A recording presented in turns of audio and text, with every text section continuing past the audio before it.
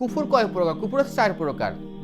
1 নম্বর কুফর, কুফর হচ্ছে নেফাক, যে আমি কুফরে ইনকার, যে মুখে এবং অন্তরে কোনো জিনিসকে ইনকার বা অস্বীকার করা, যে আল্লাহ সুবহানাহু ওয়া তাআলা এক ও অদ্বিতীয়, রাসূলুল্লাহ সাল্লাল্লাহু আলাইহি ওয়াসাল্লাম আল্লাহ তাআলা বান্দাই যেমন রাসূল, যে রাসূলুল্লাহ সাল্লাল্লাহু আলাইহি ওয়াসাল্লাম যে সমস্ত বিষয়ে আমাদেরকে শিক্ষা দান করেছে, যেগুলো অকট্ট দলিল সহ প্রমাণিত হয়েছে, তার যদি কোনোটাই আমি শিক্ষামালাকে যদি আমি মুখে এবং অন্তরে অস্বীকার করি, তাহলে হচ্ছে আমি একটা কাফের বলে গণিত হবো। সেটা হচ্ছে কি? কুফরে নেফাক, কুফরে ইনকার। এবার হচ্ছে কুফরে জুহুদ, অর্থাৎ মুখে অন্তরে ঠিকই বিশ্বাস করতেছি যে আমি হ্যাঁ আল্লাহ তাআলা আছেন, রাসূল সাল্লাল্লাহু আলাইহি সাল্লাম সত্য, আল্লাহ তাআলার পক্ষ থেকে রাসূল সাল্লাল্লাহু আলাইহি সাল্লাম যা কিছু নিয়ে এসেছেন সমস্ত কিছু সত্য, কিন্তু আমি মুখে সেই জিনিসটাকে আমি অস্বীকার করতেছি। অন্তরে কিন্তু বুঝতেছি যে আল্লাহ তাআলার সামনে উপস্থিত হতে হবে, কিয়ামত দিবস আসবে, আল্লাহ তাআলা এক অদ্বিতীয়, আল্লাহর ইবাদত করা লাগবে, সব কিছু অন্তর দিয়ে বুঝতেছি, কিন্তু মুখে স্বীকার করতেছি না, বলতেছি না লা ইলাহা ইল্লাল্লাহু মুহাম্মাদুর রাসূলুল্লাহ। কুরআনুল মাজিদের যেভাবে বলেছে সেভাবে জীবনযাপন করতেছি না, তাহলে বুঝতে হবে যে আমি এখনও কাফের অবস্থায় আছি।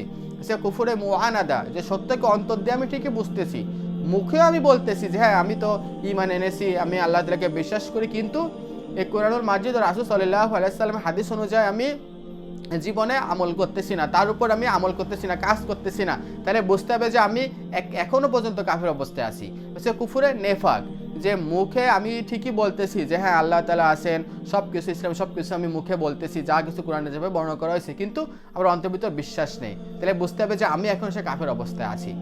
তাহলে আমরা যদি এইসব গুণের অধিকারী হই, এখনও যদি আমরা ঈমান না আনি, আমরা আল্লাহ তাআলাকে যদি ভয় না করে এখনও কুরআনুল মাজিদ রাসূল সাল্লাল্লাহু আলাইহি সাল্লাম হাদিসে যেভাবে ইবাদত করতে বলেছে, যেভাবে ব্যাখ্যা দিয়েছে, তার উপর যদি আমল আমি না করি, তাহলে অবশ্যই আমাদেরকে আযাবুন আযীম, কঠিন ভয়াবহ আযাবের ভিতর আল্লাহ তাআলা নিক্ষিপ্ত করবেন।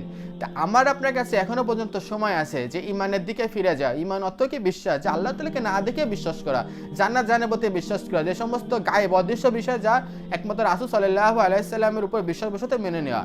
তা আসুন আমরা ইনশাআল্লাহ আমাদের জীবনটাকে কুরআনুল মাজিদ ও রাসূল সাল্লাল্লাহু আলাইহি সাল্লাম হাদিস অনুযায়ী ইনশাআল্লাহ জীবনটাকে পরিচালিত করি ইনশাআল্লাহ। আসসালামু আলাইকুম রাহমাতুল্লাহি ওয়া বারাকাতুহু।